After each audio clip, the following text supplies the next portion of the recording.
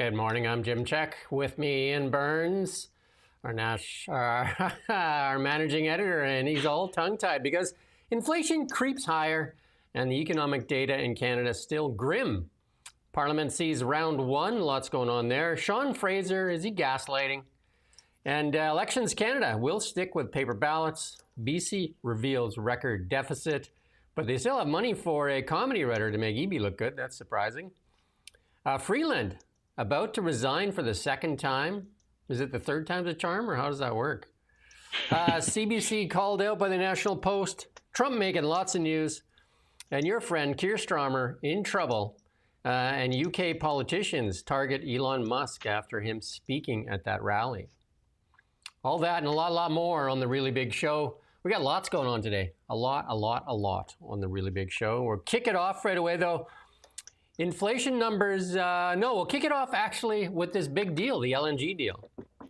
Boy, I'm a little confused this morning. Imagine that, eh? The BC and the federal governments announced their support for the LNG export facility in floating waters just off the province's northwest coast, right? It's very big. Yeah, very big. That's the first big deal, right? That you could say that's a big deal, right? So that they gave approval to that LNG facility in Kitimat there, and yeah, that's. Yeah, I mean, it's this is undoubtedly a big deal. It's right up next to Alaska. Not Alaska, sorry. No, it is Alaska, isn't it? Actually, I believe, which comes down there, but it's Northwest right coast. up at the top.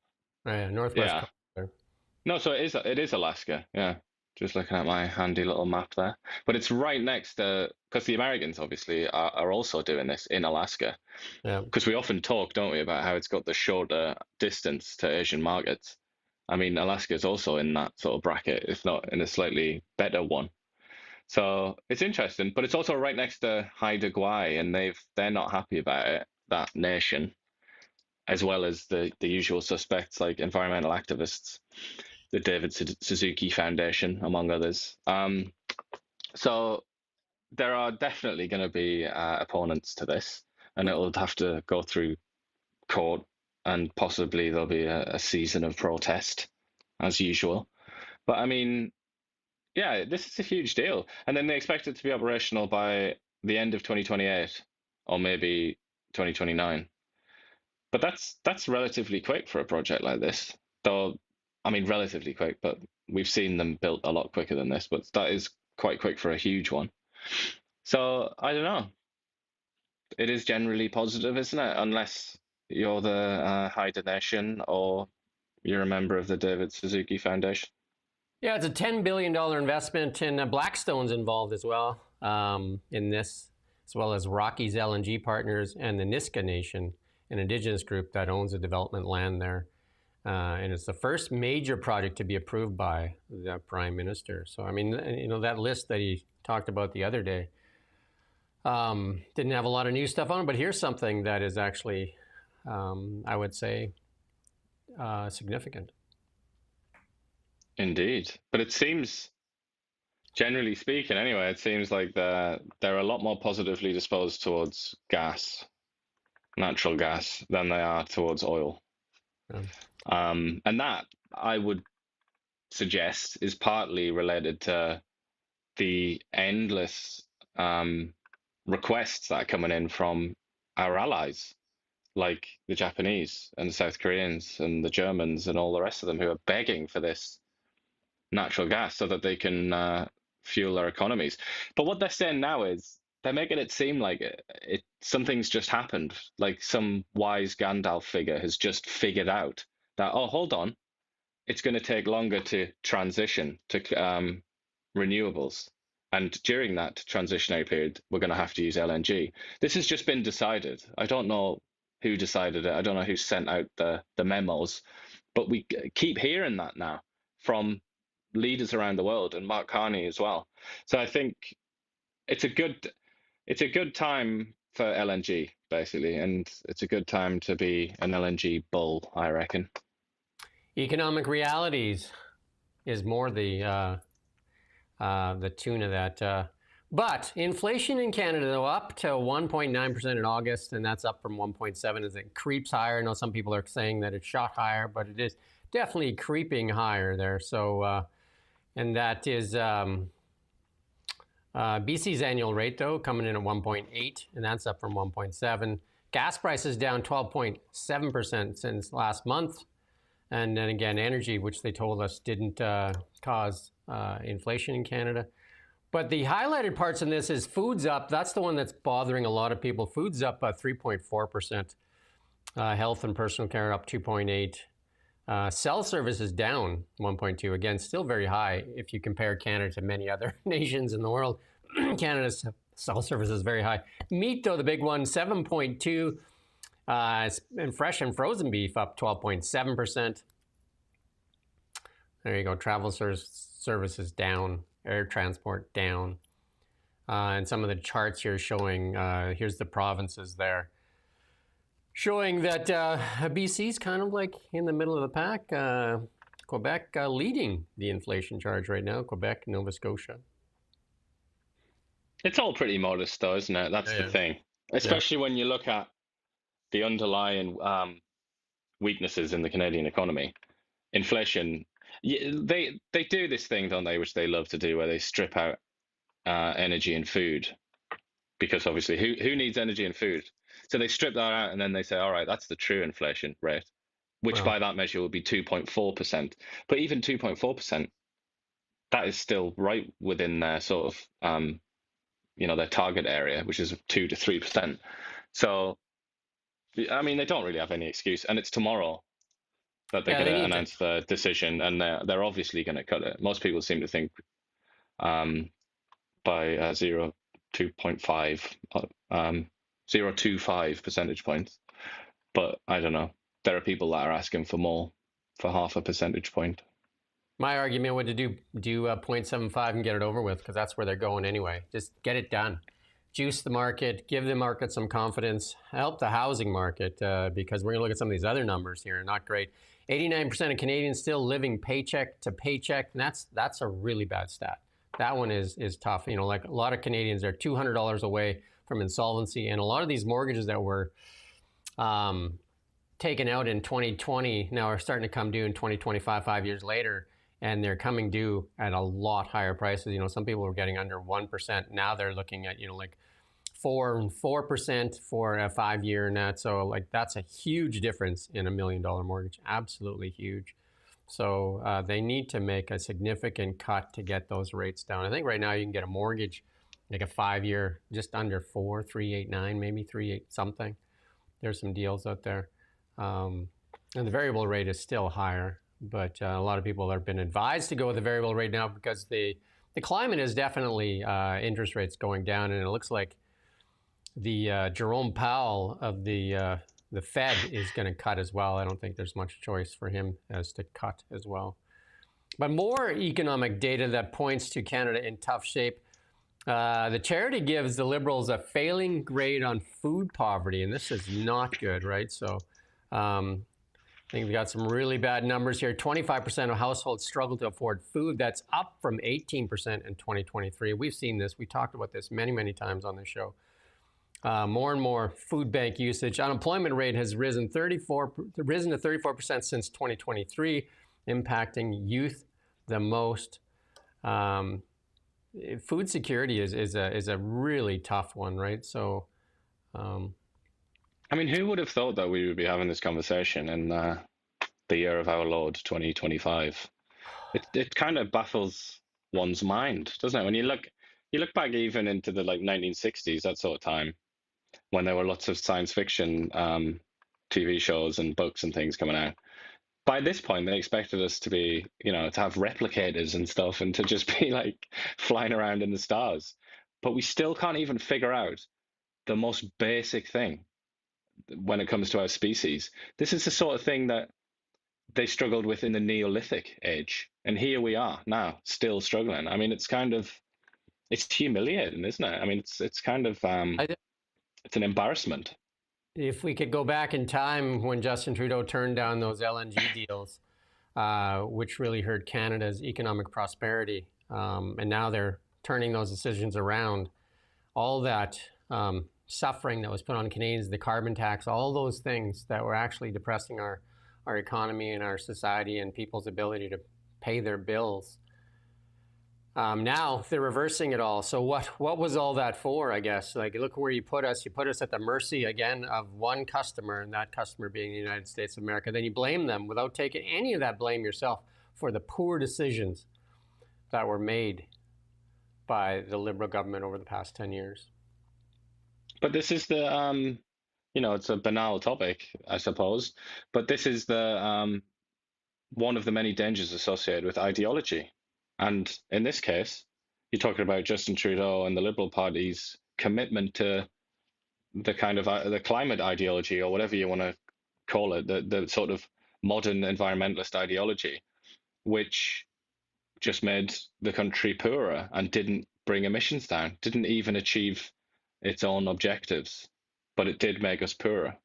But it did make a lot of people very wealthy as well. The elite make them very wealthy, and also allowed a lot of, and they still won't release the documents, a lot of companies make a lot of money on green deals. We've seen so much corporate welfare go to lots of EV things, projects here in Canada that are now failed. How much corporate welfare? And then still, the reason that government was prorogued in the first place is because they wouldn't release the documents that alleged that Stephen Guilbeault's company took over $200 million. So, until we release those documents, again, what we've seen is that divide, the erosion of the middle class, and the elites making out like bandits. And the ones in charge of our banks and accounts there definitely have seen a lot of money. Look at we highlight waste and abuse, I guess you would call it, here in the Canadian government for the past 10 years. And look at, and it's not just money, but also they've kind of seized for themselves a kind of moral high ground, haven't they? From which they lecture the peasants below, as the peasants look in garbage cans for food. They're also lectured by the people that put them in that position. Look at the state of media in Canada. That's a really good testament. Look at the state of media, the layoffs, the amount of journalists that have been laid off, and yet the ones that are there still continue to parrot the government's thing because they're at the begging bowl for subsidies. So like they've watched their own industry erode into nothingness. Over close to 100 have failed since the introduction of Bill C-18 that has Canada's media basically all relying on government funding. What kind of democracy is that? And that is, again, Liberal decisions. And they know what it's doing to media, and they still continue with Bill C-18. And it's the same thing with many industries they've crippled. And it seems like, like if we look at the oil and gas industry, look at all the stuff that's been done to Alberta over the past 10 years. All the projects that were kiboshed. Again, we talk about tech that's just been taken over. They spent over $1 billion in the Frontier project in Fort Mac, and then walked away from it because they knew that there was no way to get it through with Stephen Guilbeault and Justin Trudeau. All the jobs lost. All the jobs lost. Anyway, here's some more bad news. CMHC reports annual pace of housing starts down 16% from July. Again, housing starts falling. The whole economy is just falling. But, we're the strongest G7 nation, right? According to the Liberal government. I don't know who's That's harder and harder to justify that, really, isn't it? But I don't know if you've seen the reporting on this by CTV and others. They've said, problems with food insecurity in Canada. However, there's hope because this Liberal government has promised various programs to fix it. So it's kind of, there's anything. You can spin anything.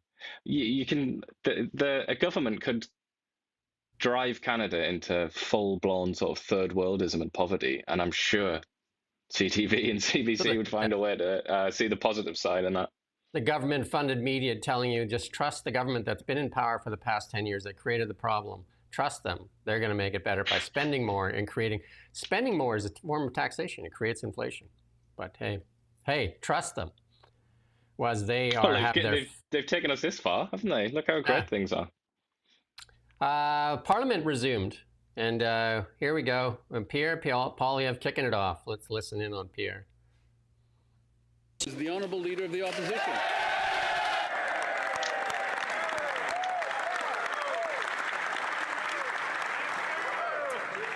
My mother taught me never to be late, so please forgive me for my late arrival to this session. I had some meetings with extremely important people in East Central Alberta, Mr. Speaker, after which I was honored to be elected by the great people of Battle River Crowfoot. I served in this House.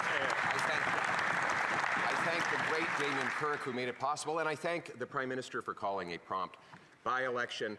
I wonder if one day he might regret that decision, but in a spirit of good faith, I wonder if he agrees that our goal should be a Canada where hard work is rewarded, where food and homes are affordable, where streets are safe, where borders are solid, and where we're all united under a proud flag. The Right Honourable Prime Minister.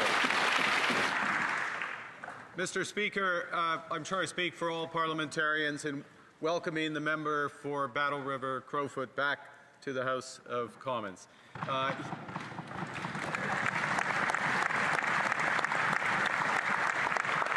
He may notice a few things have changed since he was here last. The largest women's caucus in Canadian history.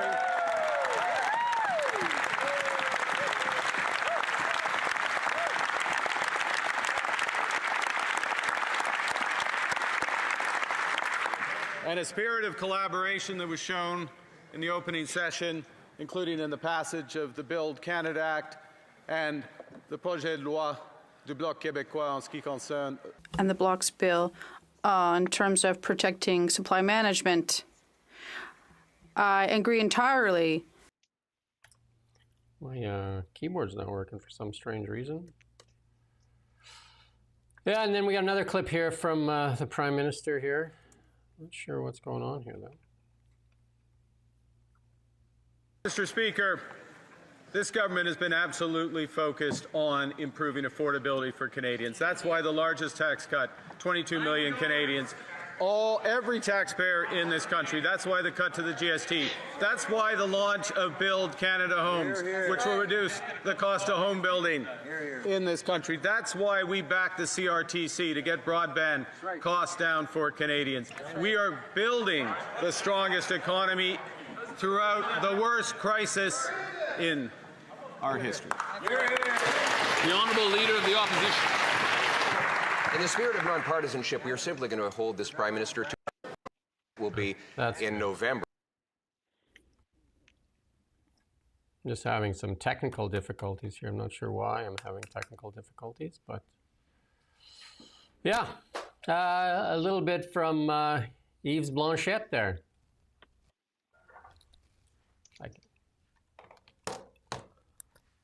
Go ahead and play that next clip there.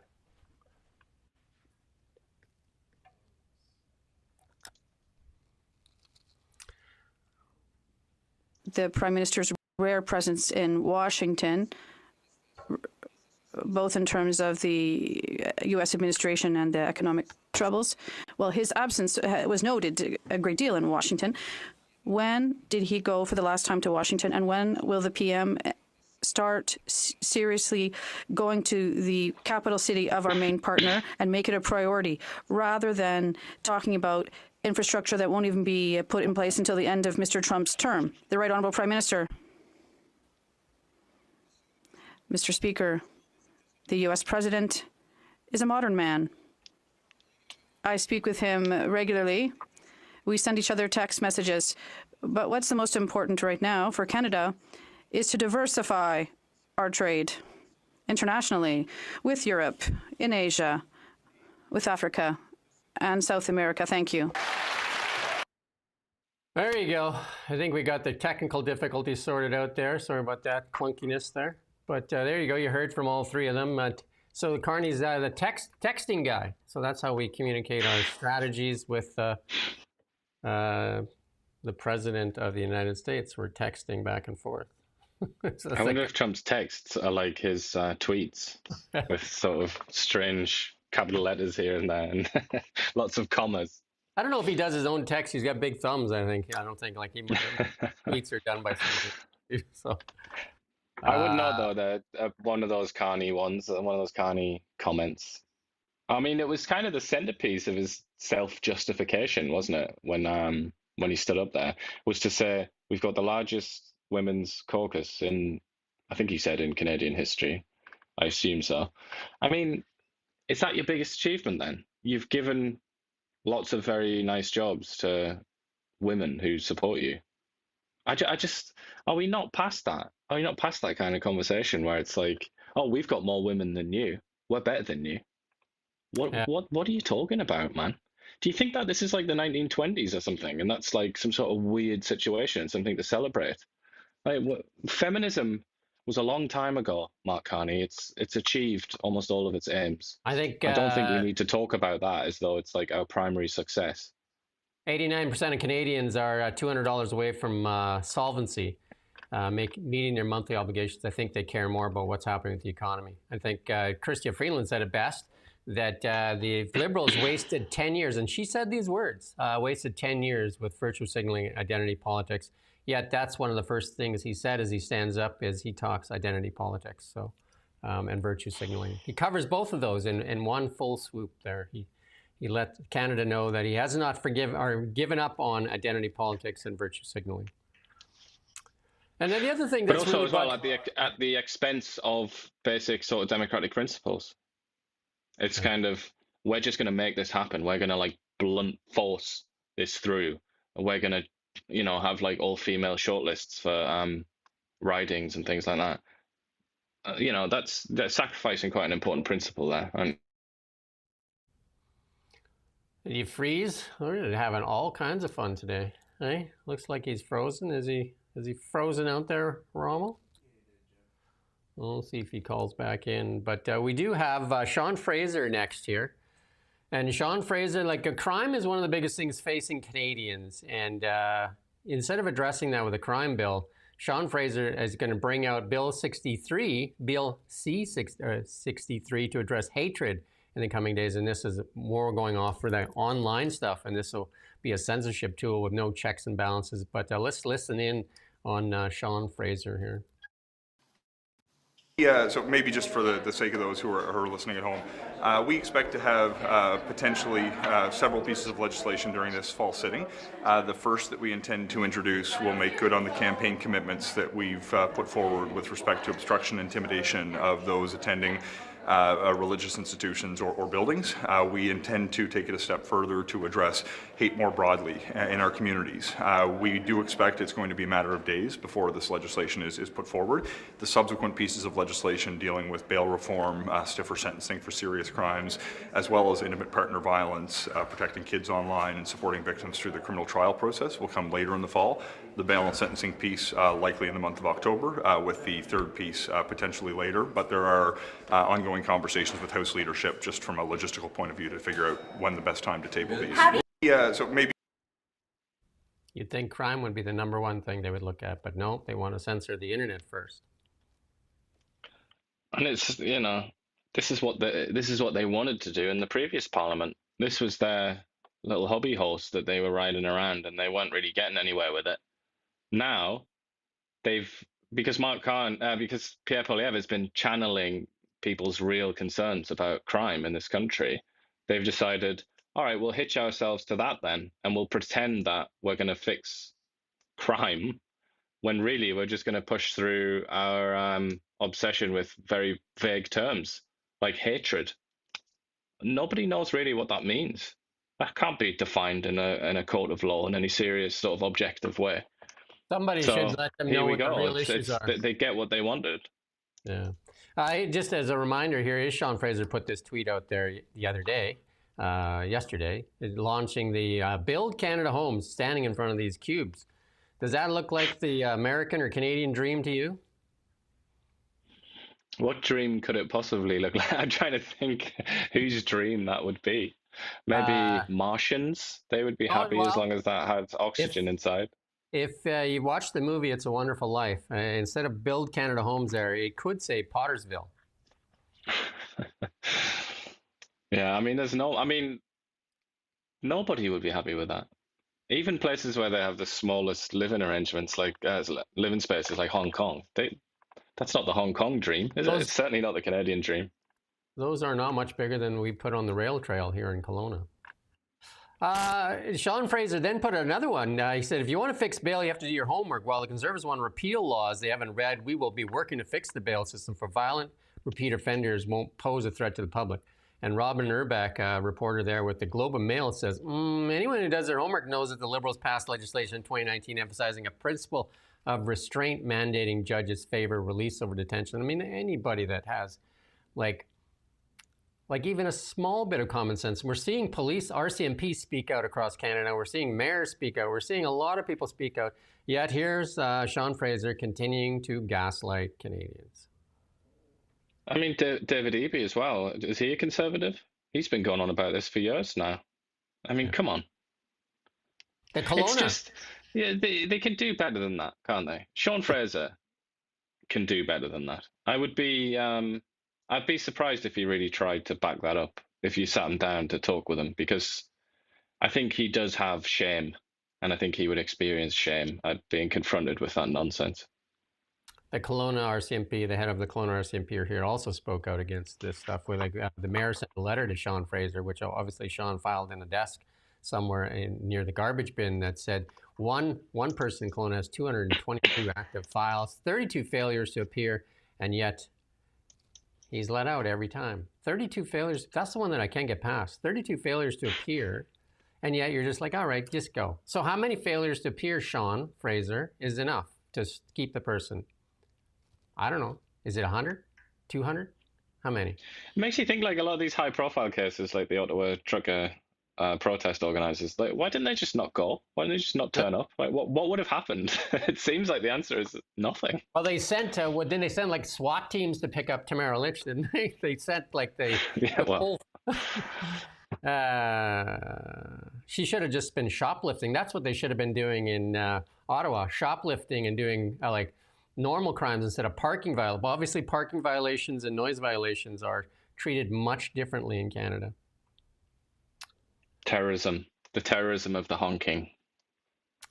This is Conservative MP from Lethbridge, Rachel Thomas, calling for a tribute to Charlie Kirk. Let's listen in on Rachel here.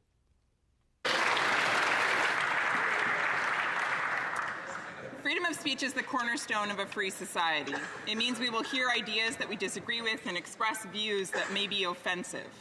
This freedom can make us uncomfortable or even hurt, but silencing voices, whether for a moment or forever, is never the answer.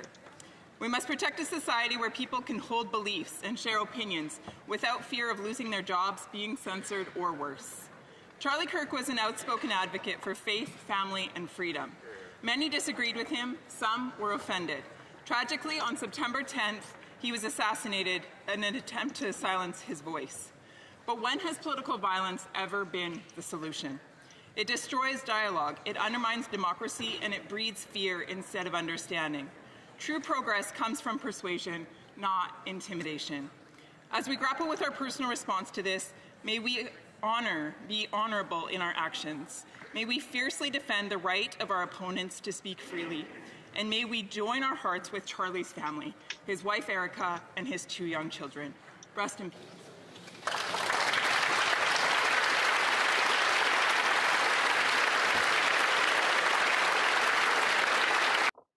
Looking at the front bench there, Gregor Robertson standing up. I'm surprised to see that. Did you notice they all looked to their boss first before they stood up?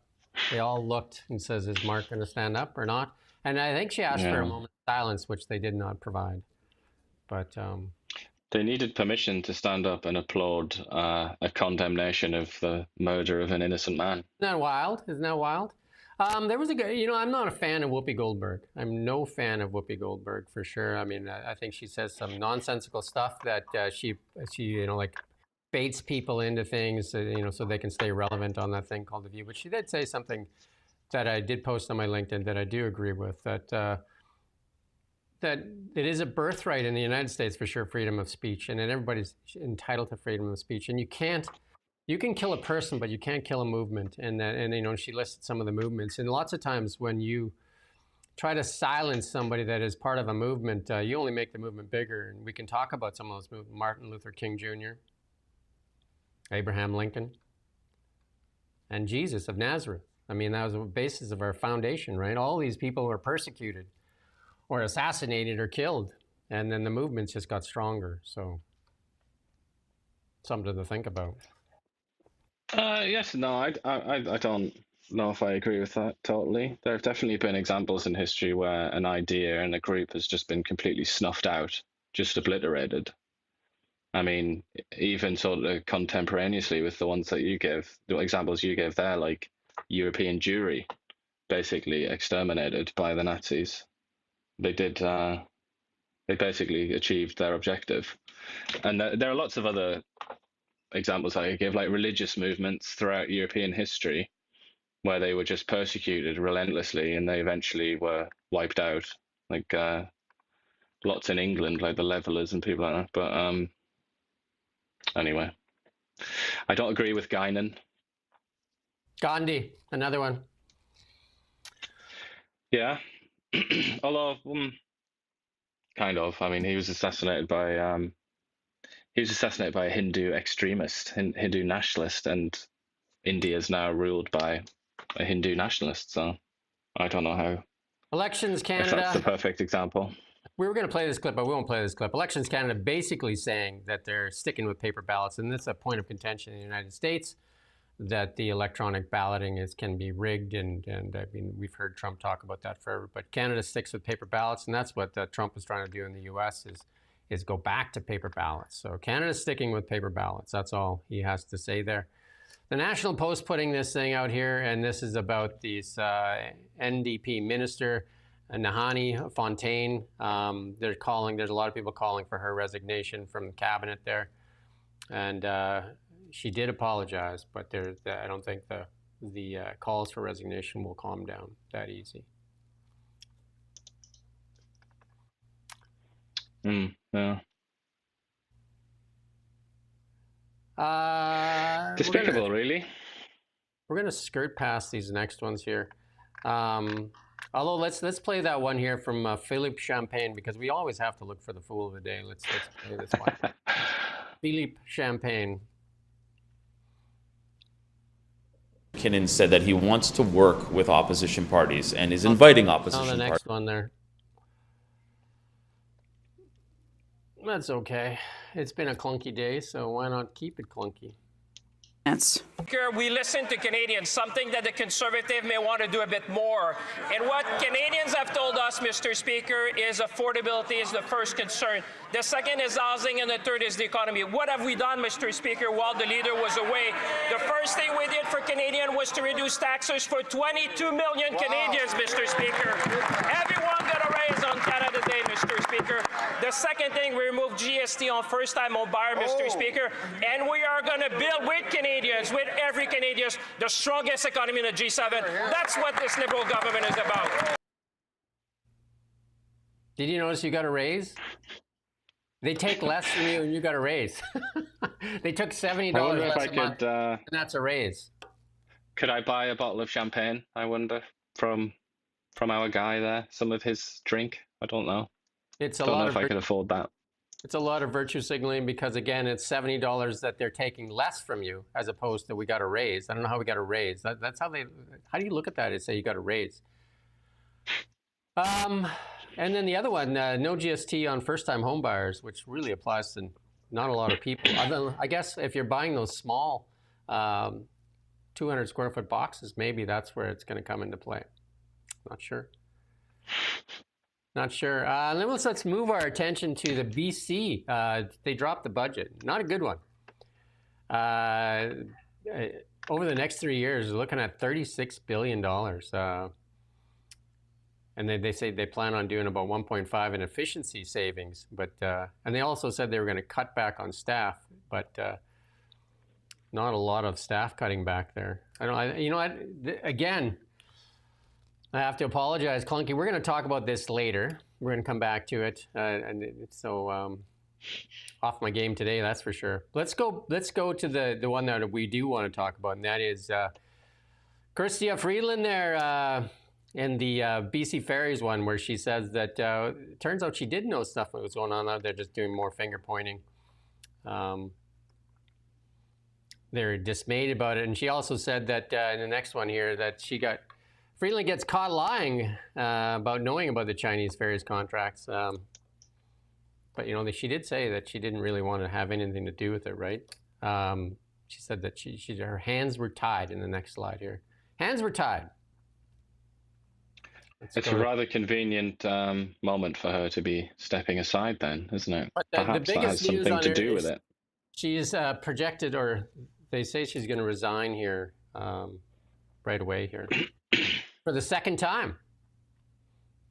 This is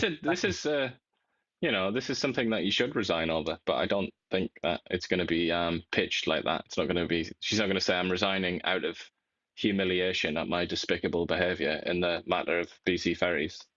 Somehow, I don't think that's what she's going to say. Yeah, it sounds like they're going to give her a gravy job. She's going to become the envoy for Ukraine. Nice, probably a pay raise. She had a massive job, though. She was the transport job was huge, but she was also working on the US-Canada trade, wasn't she? Which was such a strange thing to do, considering that Trump and a lot of his servants absolutely despise her, specifically her, really, really dislike Chrystia Freeland. So it's not, it wasn't really that good of an idea to have her even on the periphery of those conversations, I don't think. I don't think a lot of people are going to miss her. There's a lot of people in that Liberal government of the past 10 years that need to be held accountable. Stephen Guilbeault, Melanie Joly, Francois Philippe Champagne, LeBlanc. I think the accountability that Chrystia Freeland will receive is millions of dollars in book contracts, media contracts, jobs with the UN and Amnesty International or something like that. She's going to be on the gravy train for the rest of her life, I would say. She was also WEF website, and she scraped that off there as she ran for the Liberal leadership. I do remember the one thing of honesty she said. Well, I guess there's a couple pieces there where she said the Trudeau Liberals wasted 10 years with identity politics and virtue signaling, and also said that the GST tinsel and taco break was nothing but theatrics. She's the one that put it in there, though. That was when the real, that's when the break between her and Trudeau became evident, really, wasn't it? It was when Trudeau tried to rescue his job, tried to rescue the government and the Liberal Party, didn't he, by coming out with all this, tinsel and tacos or whatever it is you just called it. That's when she started to be unhappy, and she was kind of blamed for that, wasn't she? Very, very messy relationship they had. And another one that needs to be held accountable, and one of your favorites, Liberal Mark Miller here. This same reporter that asked him a question a year ago, and he was called racist for talking about immigration. Here's Mark Miller now. Let's listen in on Mark Miller. Close the borders, Mark Miller. Remember when you accused me of hating immigrants and now you said the taps were not fast enough? Corruption, especially the COVID lies. Immigration! Your COVID lies. Since you can't hear. Saying my friends hated immigrants. Because I criticized your insane policy that has brought harm to Canadians, sir. Right. And we're tired of people benefiting. You yourself said the taps weren't shut off fast enough. You yourself, after calling me a name, a Canadian citizen, a journalist, and you yourself said the same things I said, but that you called me names for. What about Hey, good job. Good work. Huge. Listen to the crowd for Mark Miller here. That is a loud crowd. A lot of laughs from these people up here, but Mr. Miller called me all kinds of things for... Mark Miller says he can't hear. Instead of saying, because Mark Miller, I think that's because Mark Miller will have been at least verbally assaulted by Liberal Party whips and high-ranking people within the Liberal Party for his previous antics when a camera's been pointed at him, and he's just come out with the most haughty, abusive garbage to just random Canadian citizens. I mean, just look at that. Look at his little entourage. I mean, what does that say about the health of Canadian democracy and the governmental system that we have here? That he needs to be surrounded by all these people just to protect him, because he's afraid. He's afraid of his own people that he rules over. That is That's such a bad sign. The elite, the ruling class, is so despised by so many people in this country that they need that level of protection. Well, we've seen it throughout. That's not how democracy was envisioned. It's not. I don't think things are going very well. We've seen it throughout history when the ruling class puts in policies that are really for the benefit of the few at the expense of the many. And it'd be tough to argue to say many of the liberal policies over the past 10 years are not for the benefit of the few at the expense of the many. We could go on and on. The immigration policy is one of those that has definitely been for the benefit of the few corporations that benefited from cheap labor at the expense of the many. Look at our youth unemployment, look at our housing crisis, look at our health crisis, on and on and on. And then Mark Miller then turning on somebody that asked the question on it and using the government-funded media to say that it is racist to question that. Remember the media too, also Pierre Poilievre questioned the immigration policies, and they turned on him as well. Atrocious, yeah. It's all, these are very bad signs, I think, and something to be very concerned about. And here's one, the National Post, putting out at no point did the CBC acknowledge that the protest as a political phenomenon that was deserved to be carefully examined. No, the CBC actually worked for the Liberal government there and helped dox truck drivers. They didn't. How many stories? We did the stories on the Freedom Convoy for Okanagan truckers. We found out what they were doing there, why they were there. Was there any stories when the Trudeau was calling them misogynist, racist, fringe minority, and then they failed to ignore the tens of thousands that lined the ditches all the way to Ottawa? Did they get interviewed? Did they talk to them about it? No, they were rapidly jumping up on the dashes there and taking the SIN number or VIN numbers off those trucks and then calling those companies and calling them out. That's the CBC. Yeah. They behaved appallingly, didn't they? As did most of the rest of the media. But it was still during the COVID hysteria, I think, and there was a kind of authoritarianism was very fashionable, wasn't it, during the COVID, disaster. And I think this was just another area of that approach, really, from various institutions, including the CBC. I think they really did disgrace themselves. What is the main job of media, if not to hold power accountable? If not to hold power accountable, what is the function of media? Is to hold power accountable. At the very least, it should be to seek out the truth. Shine a light. Shine a light. They weren't interested in the truth in this, were they? They just wanted to talk about. They were lapping up every fake story that was thrown at them, like this idea that some of them had set fire to an apartment or something like that. Creating stories like Rosemary Barton. That was completely false. Came out right away and said that this was Russian money when the record donations were made to the GoFundMe. Yeah, and then they're also talking about American intervention, weren't they? Because there was an American website. But very strange that they would do that, considering that so much of what Canadian uses and does and eats and every single day is American. It's kind of the nature of life in this country. Now let's talk about the BC budget. The BC government promises smart reductions as the deficit hit. I mean, they got to point to something, right? As the deficit hits $11.6 billion. And, that the forecast was $665 million lower than that. One of the things that's really stood out in there is that, they counted on, they got a little bit of, windfall there with a $2.7 billion share of the tobacco settlement. I mean, that was, just think of what it would be without that tobacco settlement. And they did lose a lot of revenue there with the demise of the carbon tax. I was supposed to have an interview today with Finance Minister Brenda Bailey. For some reason, they can't do it today. I haven't heard back. And then they're talking about Friday. So we're hoping that we get some stuff here. We've been promised a lot of things. But here's the one that is Peter Millibar put this out. He's the MLA for Kamloops Centre, critic, the finance critic there. Somehow they found a provincial contract worth about $450,000 for comedian Charles Demers to do content writing services for EB to make him look better. Isn't that odd?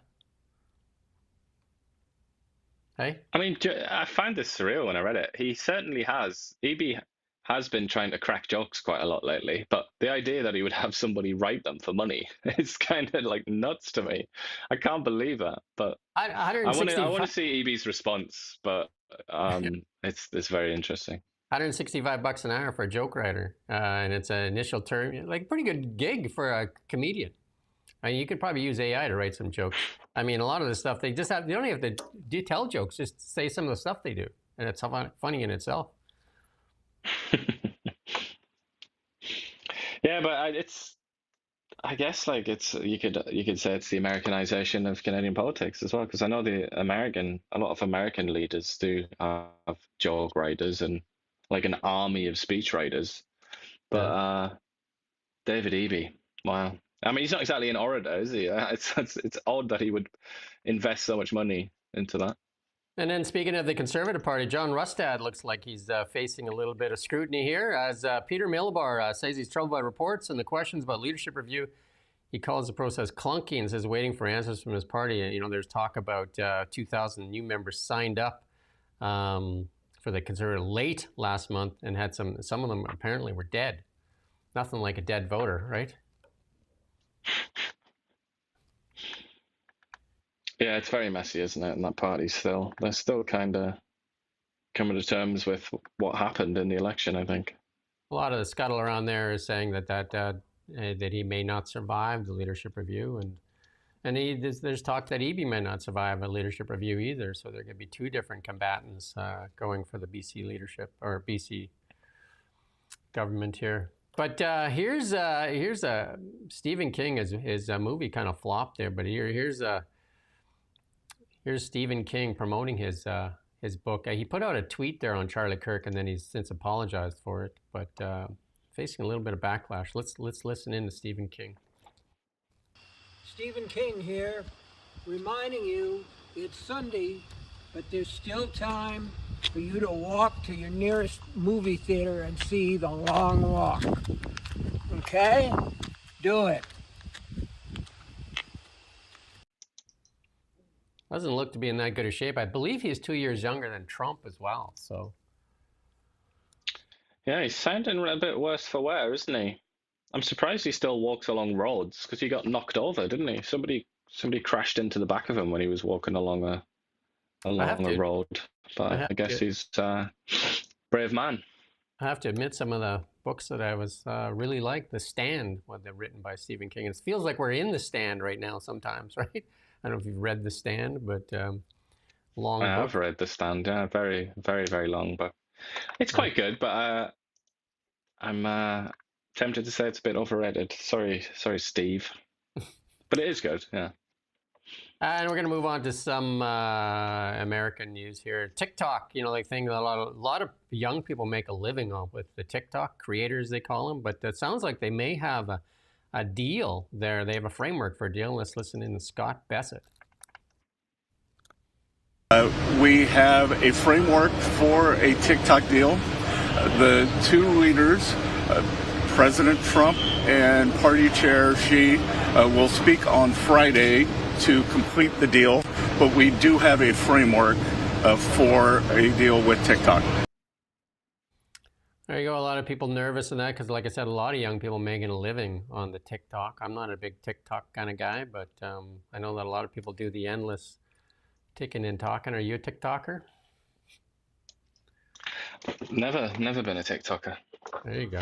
I'm sorry, I was just the reason Stephen King got in trouble is because he said that Charlie Kirk had advocated for the stoning to death of gay people, or something along those lines, paraphrasing that, which is a false claim that has been made by a number of people. And it jogged my memory that the CBC had done an interview with some fifth-rate academic in the US, and that academic had repeated that falsehood, and the CBC had just left that to stink in the story, completely unscrutinized. And I've just gone to check now, and they've added clarification, which isn't really much clarification at all. But I just, even Stephen King has more shame than the CBC. Stephen King being a left-wing partisan who's said some extraordinary things in his time. Right. But he has more shame and he has more integrity than the CBC, who have added two stupid paragraphs to that story and then said, this story has been updated to include context. Just abysmal. The left-leaning media, especially here in Canada, have really shamed themselves. And if you watch them, you have to question yourself why you still give them audience. Well, if you like that kind of thing, I suppose. If you're a partisan activist figure on the liberal left, or sometimes just the real left, then I guess the CBC's pretty good. So Rubio saying that foreigners celebrating Kirk's murder will lose their visas. Let's listen in on Marco Rubio. We should not be giving visas to people who are going to come to the United States and do things like celebrate the murder, the execution, the assassination of a political figure. We should not. And if they're already here, we should be revoking their visa. Why would we want to bring people into our country that are going to engage in negative and destructive behavior? There's a lot of people. Just on moral grounds, I would say on moral grounds alone, you'd be justified in refusing entry to somebody that celebrates the murder of an innocent man, because they've proved themselves to be immoral. Who the hell would want to be around somebody like that? It's tough to defend some of the nonsense, right? You know, like, I mean, there's a couple of, Canadian influencers that have taken some backlash, now screeching that they might be blocked from entering the United States. Well, just stop celebrating people's death. Like, holy cow. And also smash it, do what you can to get it out of your skull that you have a right to go to the United States. You don't have a right to go there. If they don't want you there, they can tell you to bugger off, and that's that. It's as simple as that. But so many people have been brought up on the rights culture and the idea that everything is a right. You don't have a right to go to the US or any country. Yeah, they have a right to take somebody else's life as well. We're going to play this clip here from the governor. Is this not, it doesn't work? We don't have it? Okay, so we don't have that. But anyway, he was going on to explain it. But here's Governor Abbott here in Texas saying that they suspended 100 teachers in Texas over their endorsement of Charlie Kirk's assassination. Like, these are the people teaching children? Like, who? What kind of teacher tells children that it's okay to kill people? Like, what are we teaching kids? You would say that maybe in North Korea you would do something like that, talking about, assassinating political opponents. Yeah, I mean, even Stalinist regimes had a certain amount of cant and hypocrisy surrounding political murders and violence. I don't even know if they would push this kind of filth. But I mean, if there was a regime that'd do it, it probably would be North Korea, I'd say right there. But it is just astonishing, isn't it? And teachers are given so much responsibility, like you could even call it privileges. And this is what some of them choose to do. Well, there's some people are under the mistaken understanding that the children belong to the state, not to the family. Then they, just doesn't make any sense. Shelley here is a regular viewer and says that she got into a thing with somebody because she said that CBC and mainstream media lie because they're paid by the government. Yeah, there's a lot of people out there that are adamant because they don't want different opinions. Like they watch CBC and CTV like it was pablum being fed to them every day. So, you're not going to win an argument with them. So why bother?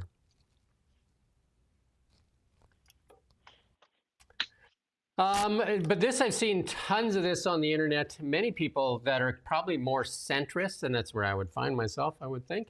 Centrists now saying they're distancing themselves from the Democratic Party, and I would say that's even happening here in the Liberal Party for people that are, screaming for the death of people. We'll listen to one young lady here talk about it, though.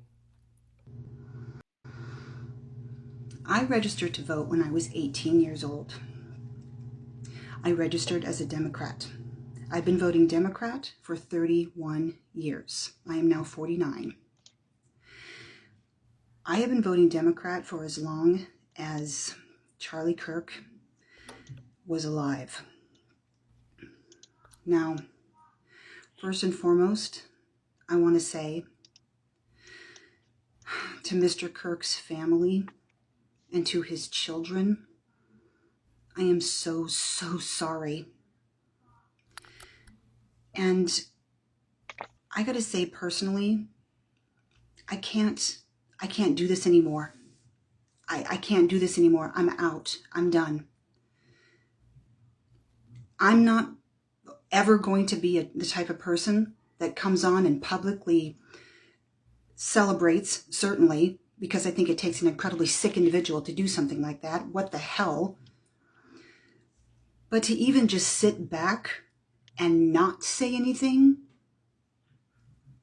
I think that's complicit. The silence would speak volumes. I would be part of the problem. I have been disillusioned with the Democratic Party for a very, very long time. And when I actually sat down and listened, which I have been for a couple of years now, to the debates from people like Charlie Kirk. She goes on for a while, but I believe the Democrats are going to end up being very fractured here. I think like there is that extreme left that I think that the center of the Democratic Party is looking for a home. Like a lot of people, very embarrassed on the actions of their party, and I would say, like even some people here in Canada with the Liberal Party, they think that it was like I mean, how you don't stand up for something as heinous as that is beyond me.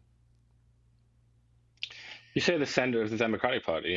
What's that? I don't know what that is anymore. I think there's been a lot of ink spilled and a lot of noise made about how Trump is like taken over the Republican Party, but at the same time, certain extreme forces have been taking over the Democratic Party, and I just don't know where that center is anymore. I mean, it was supposed to be somebody like Joe Biden, and that's why they picked him in 2020. But Joe Biden was a bit crackers as well. He was a bit sort of on the nutcase end, I think. Well, to be fair to Joe Biden, I don't think that real Joe Biden was there in this last. I don't think he was. Yeah, I think he was. No, he was certainly a shadow of his former self. Yeah. To be fair to him, I mean, I think he was used. And they also thought he was,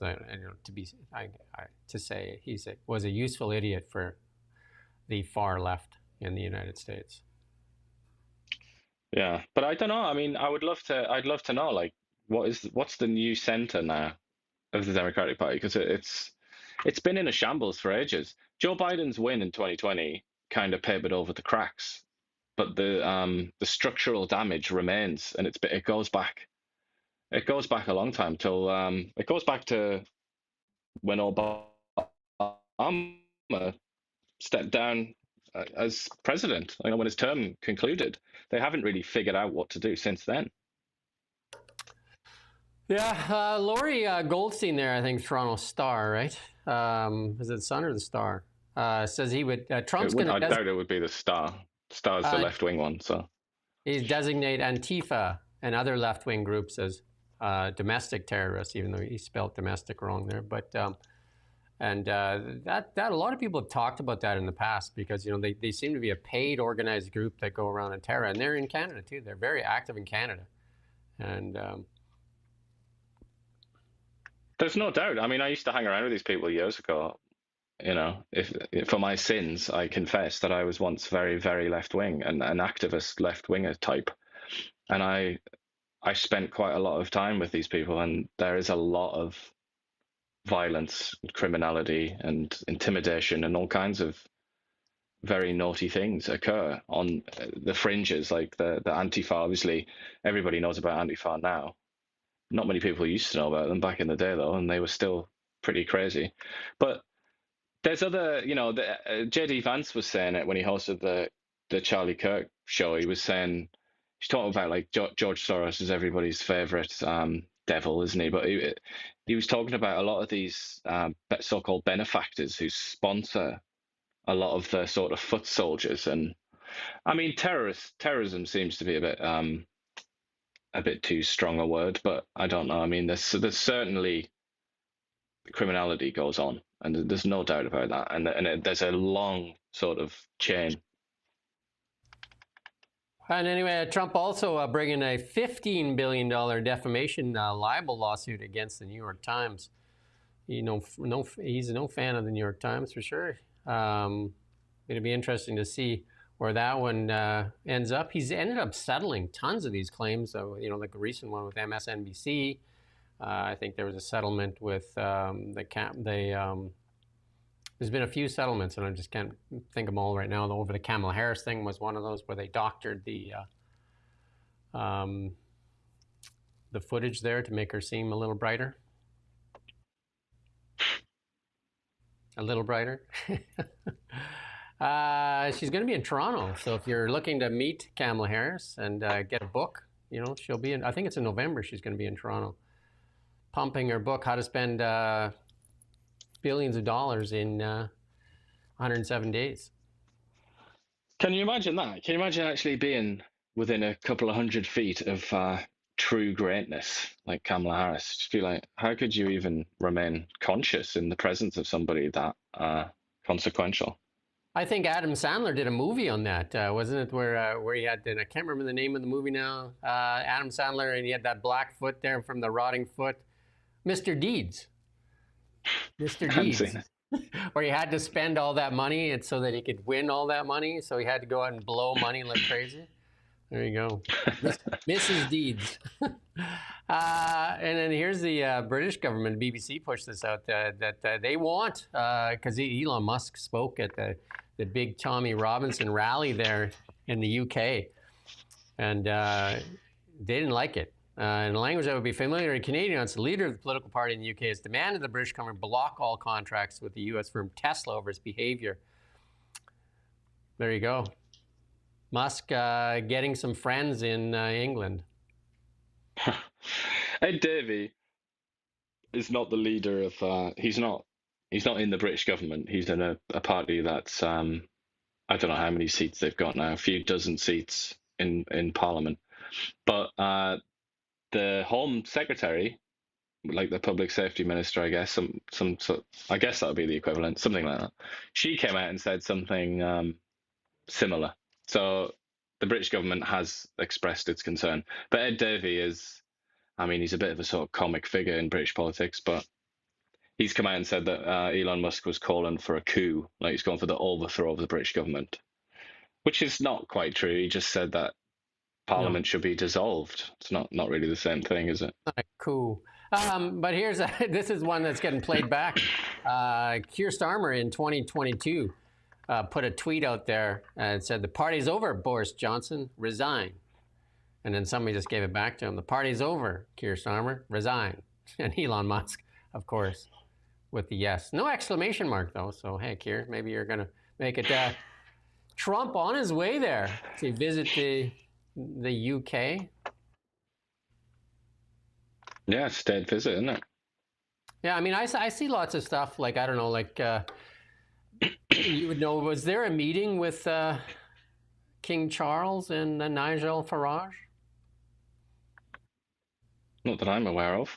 I don't know. They might have been in the same room together at some point, but not like formal meeting. There's some chatter out there, and there's some stuff. I don't know.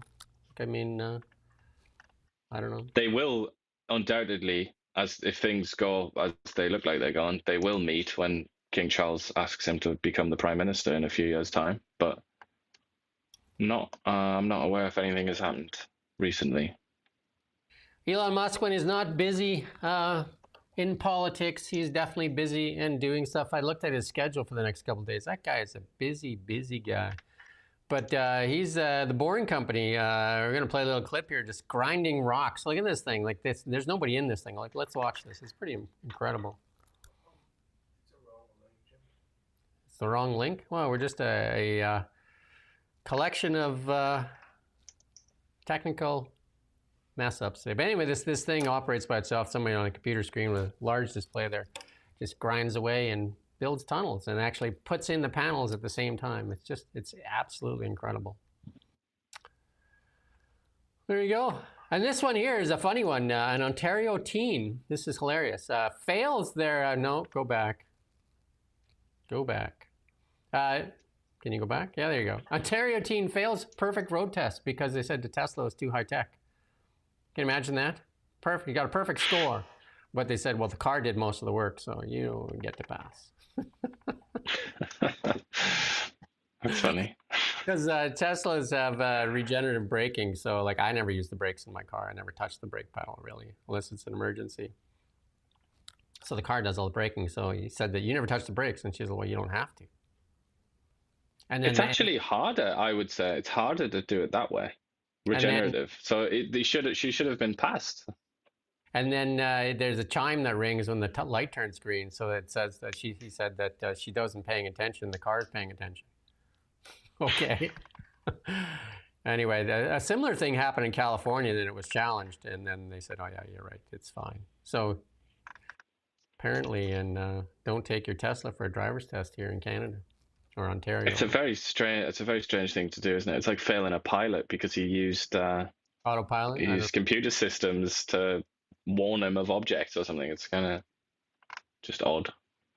The people that have never experienced a Tesla, they are like several cuts above the technology that's in most vehicles. I mean, I talked to someone the other day that was definitely a gas car enthusiast, and he still drives his. So they bought the Tesla for his wife, the Model Y, with full self-drive, and then he still drives a 1-ton diesel like that. They use it for camping and stuff like that. But he said he doesn't even want to drive his truck anymore. Once he drives that, he just wants to steal that vehicle from his wife all the time.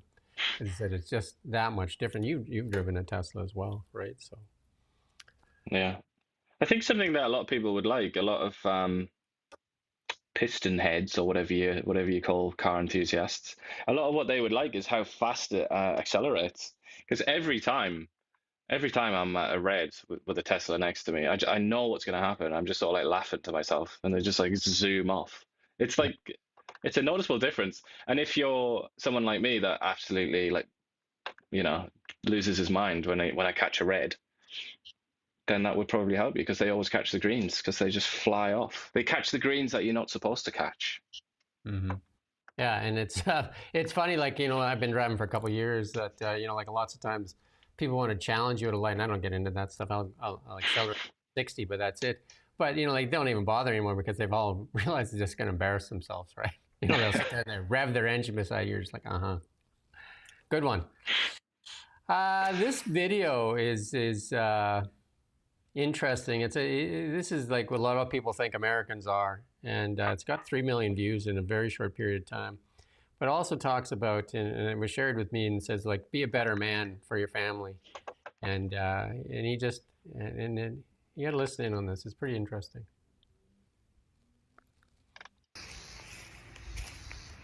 I don't come from any kind of money, and I've never owned a suit before.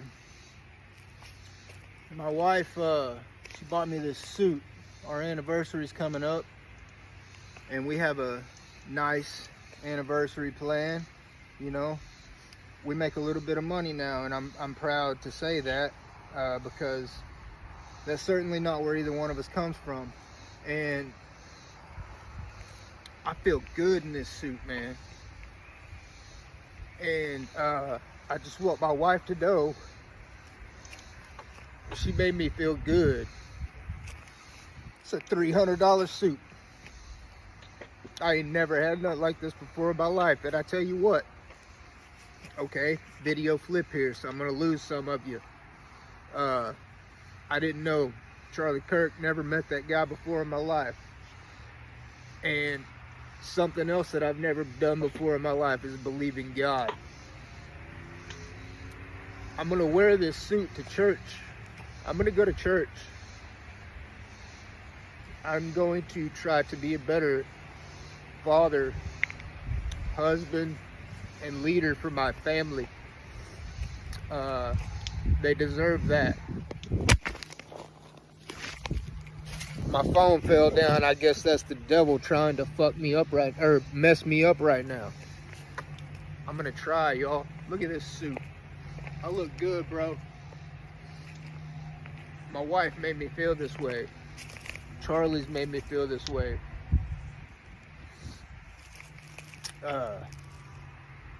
Yeah, message over.